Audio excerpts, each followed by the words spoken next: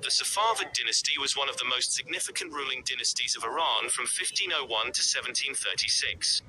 The Safavid dynasty had its origin in the Safavid order of Sufism, which was established in the city of Ardabil in the Iranian Azerbaijan region. It was an Iranian dynasty of Kurdish origin, but during their rule they intermarried with Turkoman, Georgian, Circassian, and Pontic Greek dignitaries. From their base in Ardabil, the Safavids established control over parts of Greater Iran, and reasserted the Iranian identity of the region, thus becoming the first native dynasty, since the Sasanian Empire, to establish a national state officially known as Iran.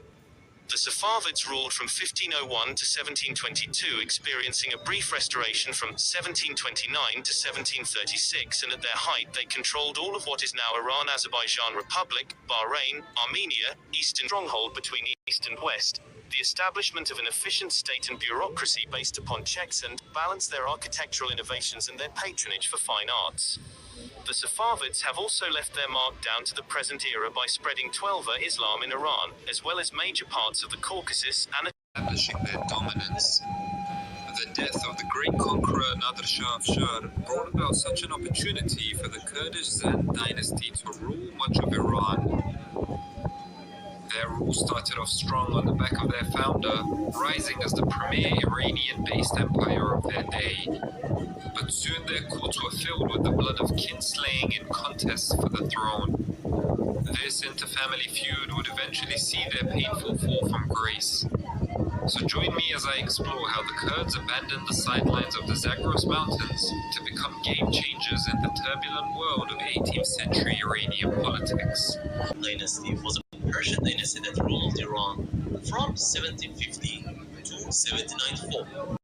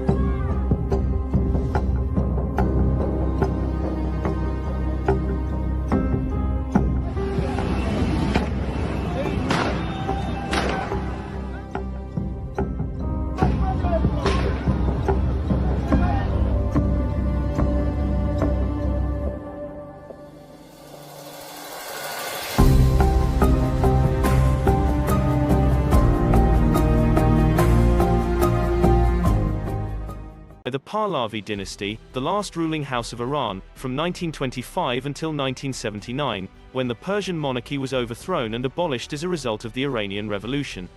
The Pahlavis came to power after Ahmad Shah Qajar, the last Qajar ruler of Iran, proved unable to stop British and Soviet encroachment on Iranian sovereignty, had his position extremely weakened by a military coup, and was removed from power by the parliament while in France.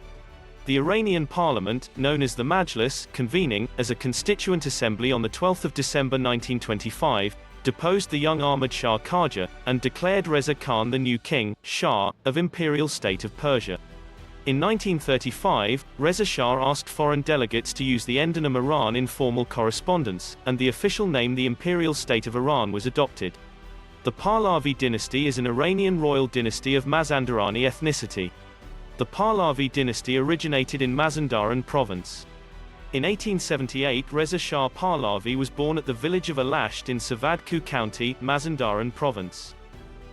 His parents were Abbas Ali Khan and Nushafran Eromlo. His mother was a Muslim immigrant from Georgia, then part of the Russian Empire, whose family had emigrated to mainland Persia, after Persia was forced to cede all of its territories in the Caucasus, following the Russo-Persian Wars several decades prior to Reza Shah's birth. Tamil ஜனம் குடும்பத்தினருக்கு வணக்கம். Israel Iran சண்டையில் யாருக்கு support பண்ணுறது அப்படிங்கிற ஒரு குழப்பம் நிறைய பேருக்கு இருக்குது.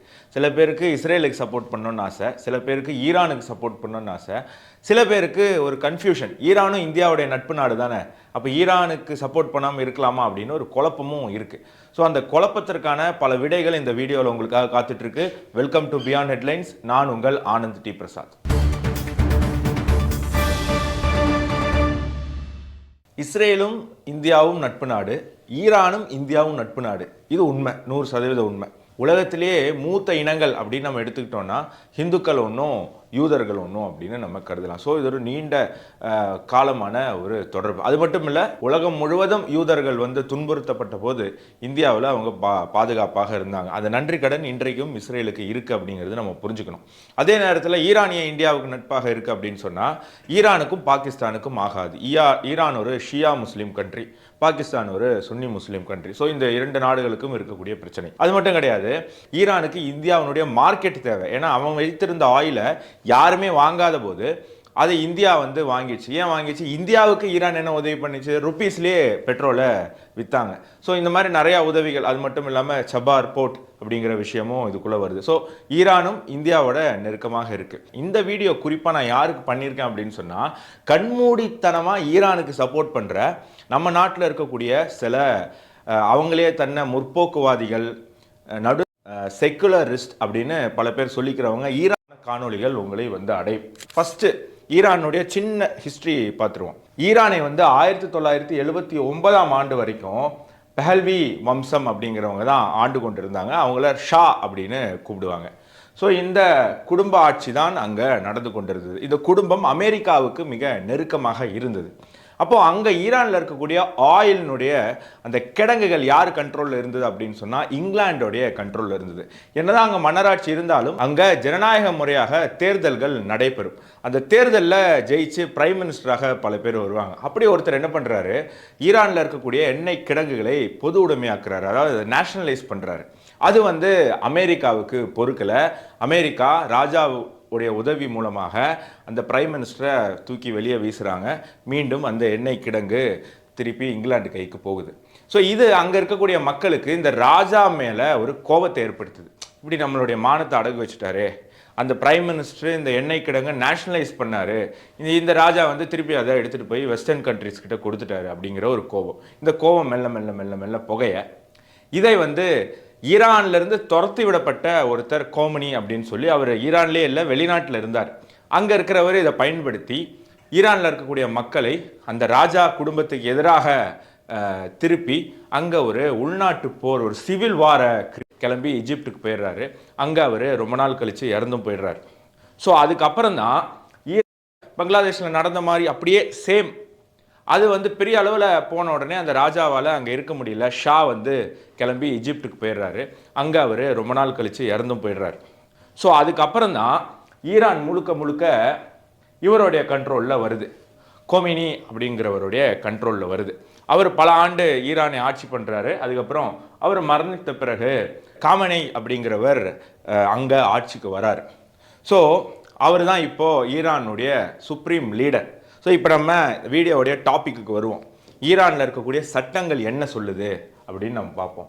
முதல்ல ஈரானுடைய கான்ஸ்டியூஷன், இஸ்லாமிக் ரிப்பப்ளிக் கான்ஸ்டியூஷன், அதாவது உலகத்தில் பல இஸ்லாமிய என்ன அப்படின்னு சொன்னால் பெண்களுக்கு ஹிஜாபு கம்பல்சரி. அது ஈரானில் இருக்கக்கூடிய பெண்களுக்கு மட்டும் கிடையாது, அங்கே போகிற டூரிஸ்ட்டுக்கு கூட ஹிஜாப் அப்படிங்கிறது 100% அவங்க அணிய வேண்டும். ஹிஜாப் அணியாமல் பெண்கள் வெளியே வரக்கூடாது. பெண்களுக்கு மட்டும் கிடையாது ரெஸ்ட்ரிக்ஷன், ஆண்களுக்கும் இருக்குது. ட்ரௌசர் போடக்கூடாது, ஸ்லீவ்லெஸ் டிஷர்ட் போடக்கூடாது. ஸோ ஆண்களுமே பப்ளிக் வெளில வரும்போதோ இல்லை வீடுகள் ஈரான். அடுத்தது பார்த்தீங்கன்னா கேதரிங், கூட்டமாக கூடுவோம்ல, ஒரு ஃபங்க்ஷன், ஒரு ரிசப்ஷன், ஒரு அவார்டு ஃபங்க்ஷன், இந்த மாதிரி பல ஃபங்க்ஷன். ஈரானுக்கு கண்மூடித்தனமாக போட்டி போட்டு வருந்து கட்டி சப்போர்ட் பண்ணுறீங்களே, அது எதுவுமே ஈரான்காரனால பார்க்கவே முடியாது. ஏன்னா ஈரானில் ஆப்வியஸாக அது வந்து ஒரு இஸ்லாமிக் கண்ட்ரி. ஆனால் இஸ்லாமிக்லேயே நான் சொன்ன மாதிரி அது ஒரு ஷியா இஸ்லாமிக் கண்ட்ரி. அங்கே இஸ்லாம் மதத்தை விட்டு வேறு மதத்துக்கு போனீங்க அப்படின்னா அது சட்டவிரோதமானது, உங்களை தண்டிப்பார்கள்.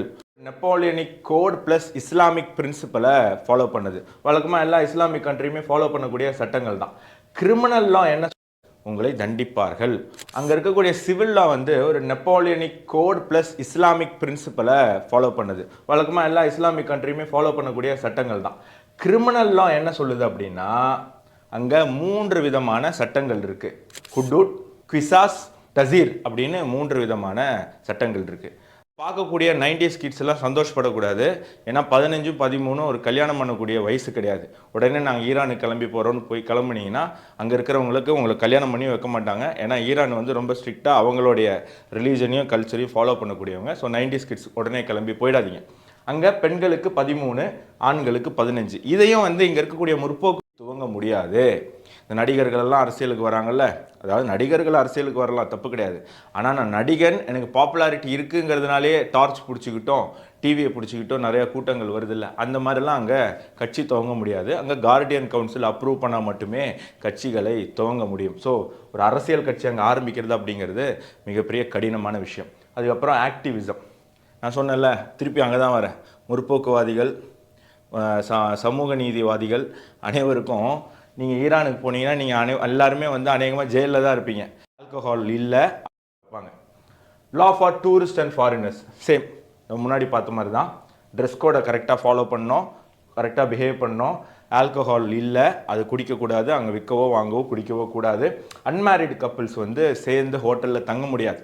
ஸோ பாய் பெஸ்டி கேர்ள் பெஸ்டியோடு நீங்கள் ஈரானுக்கு போனீங்கன்னா தனித்தனியாக தான் தங்க வேண்டி இருக்கும்.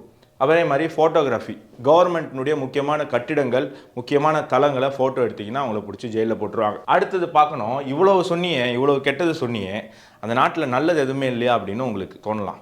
இருக்குங்க, எவ்வளோ பெரிய கெட்டவனாக இருந்தாலும் அவனுக்குள்ள ஒரு நல்லது இருக்குன்னு சொல்லுவாங்க இல்லையா. அதே மாதிரி ஈரான்லேயும் சில நல்ல சட்டங்கள் இருக்குது.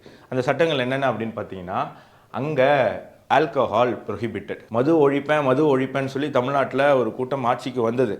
அந்த கூட்டம் அந்த மது ஒழிச்சிருச்சா அப்படின்னு கேட்டால் ஒரு மிகப்பெரிய கேள்விக்குறி தான். ஆனால் ஈரானில் ஆல்கஹால் இஸ் கம்ப்ளீட்லி ப்ரொஹிபிட்டட். அதே மாதிரி எல்ஜிபிடிக்யூ, இன்றைக்கி இந்தியாவில் இருக்கக்கூடிய இளைஞர்களை மிகப்பெரிய அளவில் பாதிக்கக்கூடிய ஒரு ஆபத்து அப்படிங்கிறது இந்த எல்ஜிபிடிக்யூ. அந்த ஆபத்தை தான் இந்த எல்ஜிபிடிக்யூ அப்படின்ற பேரில் ஒரு western power, deep state, sleeper cells வந்து உலகம் முழுக்க பரப்பிக்கிட்டு இருக்கு. அது ஈரானில் கிடையாது. எல்ஜிபிடிக்யூன்னு சொன்னீங்கன்னா அங்கே சவுக்கு எடுத்து அவங்கள பேத்துருவாங்க. அடுத்தது கேம்பிளிங் கிடையாது, சூதாட்டம் கிடையாது, நல்ல சட்டம். சூதாட்டம் கிடையாது, பாராட்டுக்கள் ஈரான் அரசுக்கு. ட்ரக்ஸு கிடையாது, ட்ரக்ஸு வைத்திருந்தாலோ கொடுத்தாலோ விற்றாலோ பயன்படுத்தினாலோ அங்கே தண்டனைக்குரியது. ஆனால் ஈரானில் ட்ரக்ஸு இருக்குது. ஆல்கஹாலை விட ஈரானில் அதிகமாக நடமாடக்கூடிய விற்கக்கூடிய ஒரு பொருள் ட்ரக்ஸாக இருக்குது. சட்டம் இருந்தாலும் அதை அங்கே அவங்க சரியாக பண்ணலை அப்படிங்கிறத நம்ம பார்க்கணும். Criticism of religion and leader, அந்த நாட்டினுடைய மதத்தை தேவையில்லாமல் பேசுனீங்க அப்படின்னு சொன்னால் உங்களை பிடிச்சி ஜெயிலில் போடலாம், உங்களுக்கு மரண தண்டனை கூட விதிக்கக்கூடிய சட்டம் ஈரானில் இருக்குது. இப்படி ஈரானில் பல கெட்ட சட்டங்களில் போடலாம், அவங்களுக்கு மரண தண்டனை கூட விதிக்கக்கூடிய சட்டம் ஈரானில் இருக்குது. இப்படி ஈரானில் பல கெட்ட சட்டங்கள் இருந்தாலும் சில நல்ல சட்டங்கள் அங்கேயும் பின்பற்றப்படுது. இப்போ அங்கே இருக்கக்கூடிய மக்களுக்கு 1979 2025 வரைக்கும் இருக்கக்கூடிய இந்த ஈரான் ஆட்சி மீது ஸ்டார்டிங்கில் ஒரு நம்பிக்கை இருந்தாலும் போக போக அவங்களுக்கும் ஒரு அவநம்பிக்கை ஏற்பட்டது. ஏன்னா இது ஒரு தனி மனிதரை நோக்கி போகக்கூடிய ஒரு அரசாக இருக்குது. எல்லா முடிவுமே ஒருத்தர் எடுக்கிறாரு. இங்கே மக்களினுடைய ரோல் கிடையாது. மக்கள் கவர்மெண்ட் ஏதாவது தப்பு பண்ணால் அதை தட்டி கேட்டால் அந்த மக்களையே வந்து அரெஸ்ட் பண்ணி உள்ளே போட்டுடுறாங்க, இல்லை தூக்கு தண்டனை கொடுத்து அவங்கள கொன்னுடுறாங்க. இந்த சட்டத்தை தானே எதிர்த்து நாங்கள் போராடணும், அந்த போராட்டத்தின் மூலமாக தானே நீங்கள் ஆட்சிக்கு வந்தீங்க. அப்படி வந்த பிறகும் திருப்பி நீங்களும் அதே பண்ணுறீங்களே அப்படிங்கிற ஒரு கோபம் இன்னைக்கு ஈரானில் இருக்கக்கூடிய மக்களுக்கு வந்திருக்கு. அந்த கோபத்தை ஈரான் மக்கள் இந்த ஈரான் அரசை தாக்கக்கூடிய இந்த நேரத்தில் அதை பயன்படுத்துவாங்களா? அதை பயன்படுத்தி இந்த ஒரு கழுத்தை நெரிக்கக்கூடிய சட்டத்தை வைத்திருக்கக்கூடிய இந்த அரசை, இந்த அதிகாரிகளை தூக்கி வீசி வெளியே இருந்து ஈரானிய மக்கள் சுதந்திர காற்றை சுவாசிப்பார்களா அப்படிங்கிறத நம்ம காத்திருந்து தான் பார்க்கணும். ईरान प्रोटेस्ट का एक नया हॉटस्पॉट बना हुआ है, लेकिन ये प्रोटेस्ट अब ईरान के साथ साथ पाकिस्तान को भी हॉन्ट करने लगे हैं। ऐसा क्यों, आइए जानते हैं। दोस्तों, ईरान के ईस्टर्न मोस्ट बॉर्डर रीजन में एक सिस्तान एंड बलूचिस्तान नाम का प्रोविंस मौजूद है, जिसकी कैपिटल जहेदान है। ईरान का यह प्रोविंस पाकिस्तान और अफगानिस्तान के साथ बॉर्डर साझा करता है, इसलिए